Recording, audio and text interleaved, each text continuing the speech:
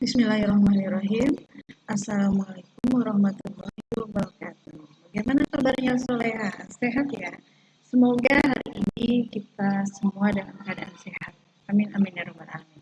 Kita jumpa lagi di Semina di Keputrian SMP Bina Insan Mandiri dengan Ibu Risma Ningsih. Hari ini tema kita adalah kita pemimpin girls. Kita sekarang pemimpin loh nak ternyata. Pemimpin yang seperti apa ya? Kita awali dengan baca lafaz basmalah. Bismillahirrahmanirrahim. Kita bertahmid kepada Allah. Alhamdulillahirabbil alamin. Assalatu wassalamu ala asyrafil anbiya'i wal mursalin wa ala alihi wa ashabihi ajmain. Amma ba'du. Kita bersalawat. Allahumma sholli ala Sayyidina Muhammad wa ala ali Sayyidina Muhammad. Atau ada tibil klubnya, salawat tibil klubnya, ingat nggak?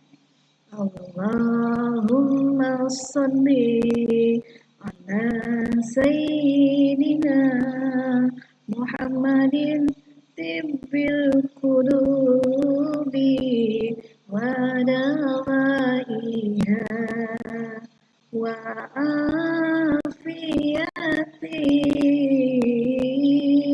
abdani wa syifaiha wa nuril absari wa dhiyaiha wa ala alihi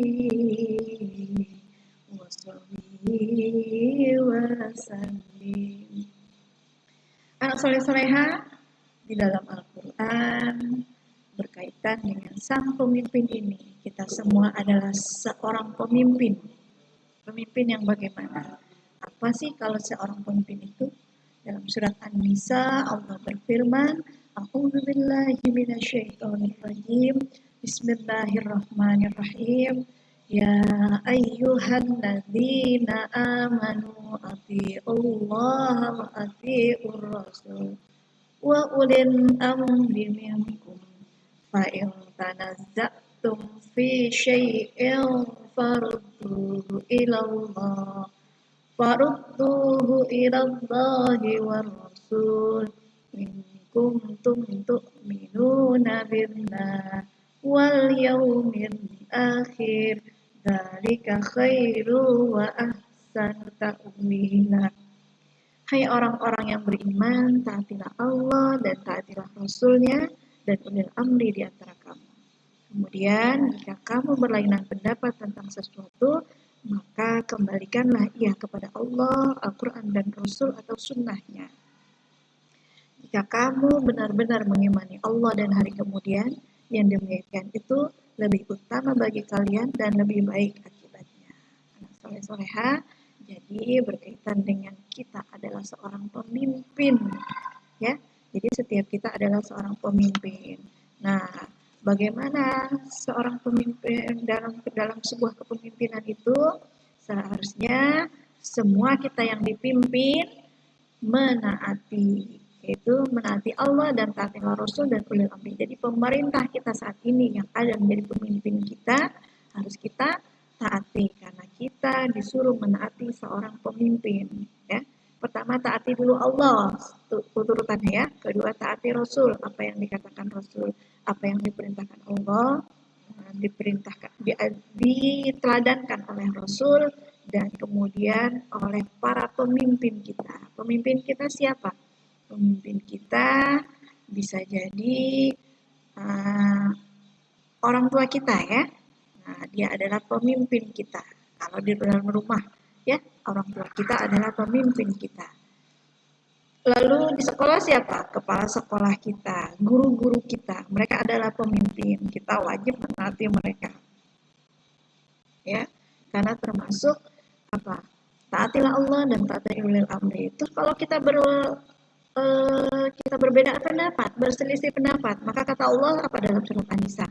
Kemudian jika kamu berlainan pendapat, kembalikanlah ia kepada Allah. Kita lihat lagi rujukannya di Al-Quran dan di hadis. Sesuai enggak yang kita debatkan ini? Kalau yang kita debatkan sudah sesuai dengan Al-Quran, maka kita ikuti apa yang ada di Al-Quran dan diteladankan oleh Rasulullah. Inilah hal yang lebih baik buat kita. Buat kita bagi siapa? Bagi orang-orang yang beriman. Karena kan pertama kita sudah beriman. Kita sudah mengakui beriman kepada Allah dan kita percaya bahwa hari kemudian itu pasti ada. Karena kemarin kita sudah mempelajari tentang ma'rifatullah ya nak ya. Kita yakin adanya Allah, maka kita sudah mengatakan juga dalam hati kita, iyyaka na'budu wa iyyaka nasta'in, dalam sholat kita hanya Allah yang kita sembah dan hanya Allah yang tempat kita meminta pertolongan. Maka sudah seharusnya kita pun percaya juga dengan hari kemudiannya, bahwa ada hari berbangkit. Sekarang ini kita tidur, pada saat kita bangun kita bisa merasakan, oh iya ya, pada saat tidur sama sekali kita tidak bisa mendengar apa-apa, tidak melihat apa-apa, tidak mengingat apa-apa. Tapi ketika dibangunkan, alhamdulillah, doa kita, alhamdulillahilladzi ahyana ba'dama amatana wa ilaihi nusyur. Segala puji bagi Allah yang telah mematikanku, setelah menghidupkanku, setelah mematikanku. Ahyana ba'dama amatana wa ilaihi nusyur. Dan hanya kepada Allah lah kita kembali ya. Itu mengingatnya kita tentang sebuah kematian pun kita ingat adanya hari kita, Allah bisa berkuasa mematikan kita, menghidupkan kita melalui tidur salah satunya ya. Oke. Ini dalam surat An-Nisa, seorang pemimpin. Lalu apa kaitannya dengan kita seorang pemimpin sebagai seorang perempuan? Nah, ini deh. Ini dari ayat dari Al-Qur'an. Lalu dalam hadis dikatakan kullukum ra'in wa kullukum mas'ulun an ra'iyatihi. Masing-masing kalian adalah pemimpin. Ya, jadi kita semua adalah pemimpin dan akan ditanya tentang kepemimpinannya. Mas'ulun an ra'iyatihi. Kullukum mas'ulun an ra'iyatihi. Bahwa kita sebagai seorang pemimpin ini akan ditanya kepemimpinannya. Kita menjadi pemimpin dalam arti apa? Kita adalah pemimpin bagi jiwa raga kita, pemimpin bagi jasmani kita, rohani kita ya. Karena kita adalah pemimpin.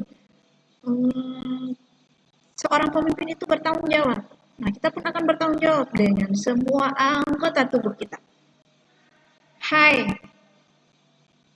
tubuh, bangun dong pagi-pagi subuh. Ya. Seorang pemimpin, kita harus punya etikat membawa diri kita, anggota tubuh kita dulu, ya, diri kita dulu, semangat kita.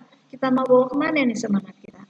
Mau dibawa kemana? Nah, mau dibawa kemana nih diri kita? Ya, kita mau bawa kemana diri kita? Padahal kita sudah mempelajari bahwa kita memang beribadah mengabdi hanya kepada Allah, ya. Dalam surat Az-Zariyat ya, dalam surat Az-Zariyat dikatakan apa? Wa ma khalaqtul jinna wal insa illa liya'budun. Tidaklah diciptakan jin dan manusia di muka bumi ini kecuali untuk beribadah. Kita sudah yakin nih bahwa kita ini diciptakan Allah untuk beribadah. Nah, kita mau bawa kemana diri kita? Kalau kita sudah menjadi pengabdi Allah, kita beriman dengan kita menjadi orang yang beriman, percaya dengan hari akhir, berarti kita harus memimpin diri kita. Memimpin diri kita untuk apa? Hai badan, bangun yuk subuh-subuh, kerjakan sholat. Bukankah Allah sudah memanggil melalui azannya? As-sholatu khairum minan naum. Sholat itu lebih baik daripada tidur. Nah, berarti kita bangun dulu pagi, kita gerakan anggota tubuh kita agar bangun, kita pimpin diri kita ya. Karena kita semua adalah pemimpin. Sudah mampukah kita memimpin diri kita? Memimpin diri kita untuk apa? Yuk sholat subuh.